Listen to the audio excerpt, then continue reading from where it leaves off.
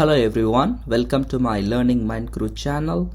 Again, I'm here with another video about administration of suppository. So in this series, I'm going to explain about the new skills which they have added in the OSCE exam. And as part of the series, my first video is about administration of suppository. As you all know, they have added 6 more new skills to the October 17 cohort. So we have just 3 weeks time and the resource material is still not out.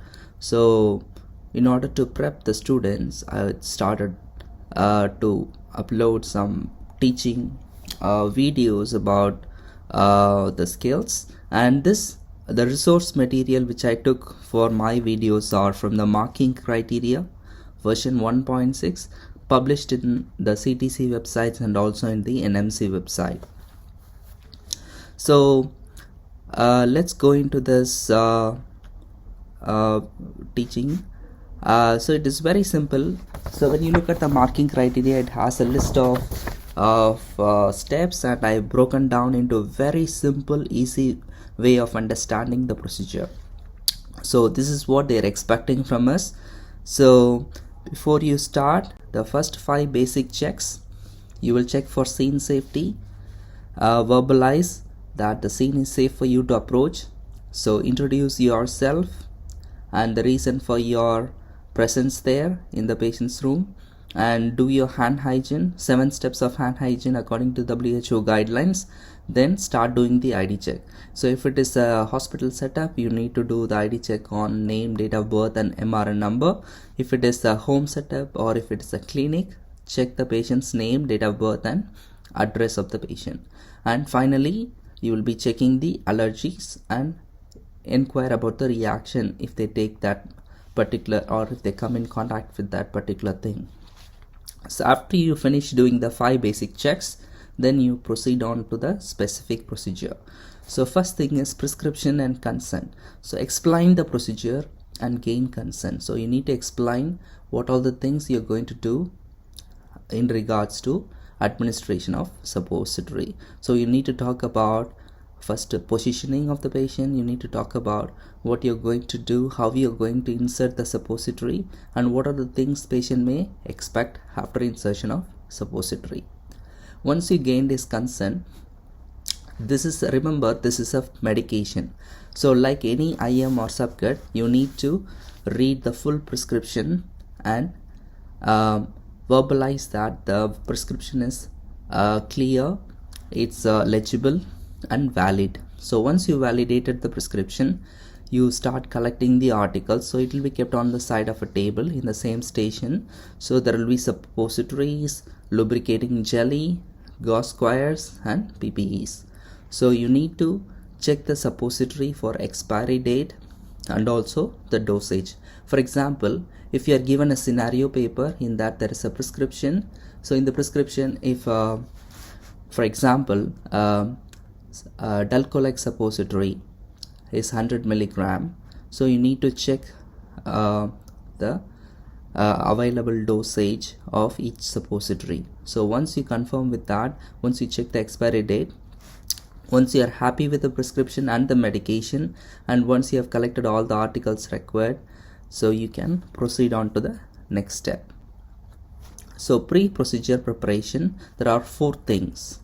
You need to verbalize that there is a commode or a bedpan or toilet is available nearby for the patient to use. Then the second step, you can put on your PPE like your apron and gloves, a clean glove. And the third step is positioning of the patient. So in this procedure, positioning is very, very important. So you need to verbalize that. So it will be a mannequin, it will not be a real patient. So positioning, you don't have to move the mannequin. As per marking criteria, they've clearly mentioned that the mannequin should not be moved into position for health and safety reasons. So they are expecting only to verbalize it loudly. So verbalize that they would assist the person to lie on their left lateral side. So left lateral side is the positioning, and with that the knees should be flexed and feet should be slightly raised and buttocks to be near to the edge of the bed. So this is the positioning they expect. You need to just verbalize it loudly, and then you can proceed on to applying the incontinence pad. So you just need to place a disposable incontinence pad beneath the patient's hip and buttocks.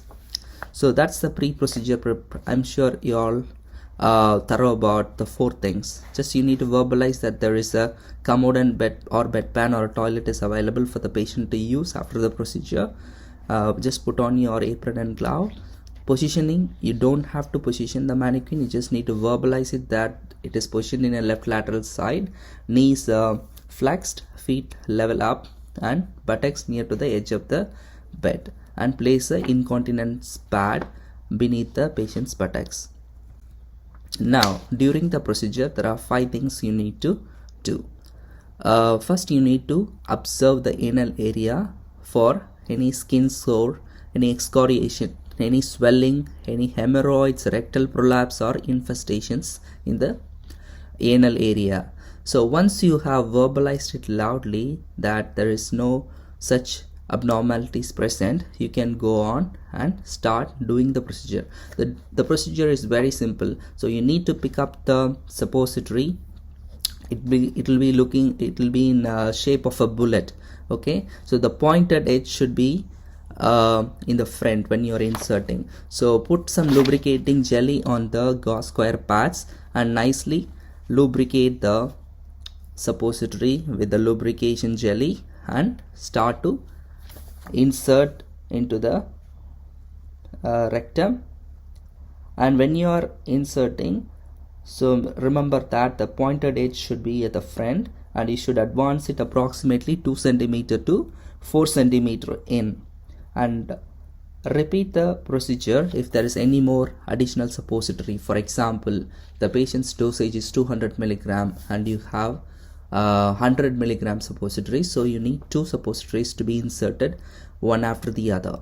Okay, so you need to advance 2 cm to 4 cm into the patient's rectum, and the third step is there will be some oozing out of the rectum from the suppository. You just need to clean the perineal area with just a gauze available.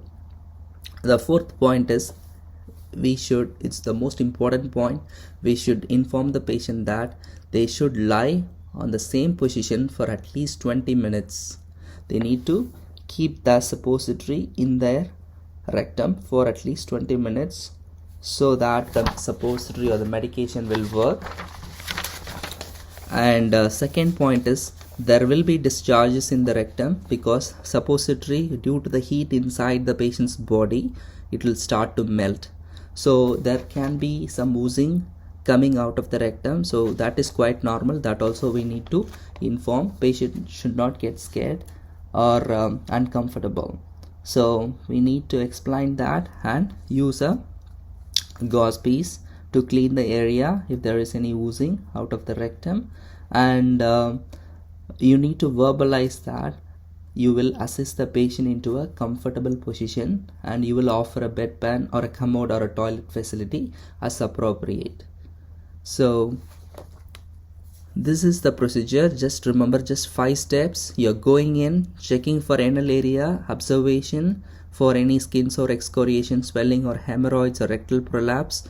Then you're lubricating with the jelly. You're advancing 2 to 4 cm, and the pointed edge in the front you're just advancing. And if you have 2 suppositories, you're doing it one after the other. Clean the perineal area with gauze. Then you're verbalizing loudly that they need to keep the suppository for at least 20 minutes or how much ever they can able to hold on for. And there will be some discharge because the medicine will melt. That also you need to verbalize loudly that you will clean, and verbalize again that you will be assisting the patient into a bedpan or a commode or a toilet. So you don't need to move the mannequin at all in this procedure, because this is just a mannequin. Most of the steps they are expecting you to verbalize. So just remember that it's a very simple procedure. So once you completed the insertion, lubrication and insertion, after the procedure, 4 things we need to do. Throughout the procedure, cover the patient with a bed sheet. Maintain dignity. Do not expose unnecessarily. Okay. The second step is dispose of waste and clean the equipment whatever you have used. And the third step is document the medication you have administered. And the final thing is reassure and finish the conversation professionally. So talk to the patient that if you have any other concerns or anything, just I'm giving you a call bell, just press the call bell, we are here to help you. So once you have reassured the patient and finished the conversation professionally, you can do a hand hygiene and you can leave the station. That's the end of the procedure. This procedure is very simple, and definitely I'm sure it will be easy for you all. If you have any doubts, or if you have any other suggestions or comments, any queries, just put it in the comment section, because that's the only way we can able to interact meaningfully and we can able to clear all the doubts. I know, because this is very new to everybody will have lots of doubts, so we just need to ask questions, then only we can able to clarify and we can able to learn a lot. So thank you so much for listening to this video, and please like, share and subscribe to this channel, and please press the bell icon so that you will get immediate notification of the new videos which I'm going to upload. I'm going to upload all the new skills which they have introduced. I'm sure this will help you a lot in the coming October 17th exam. Thank you and have a nice day.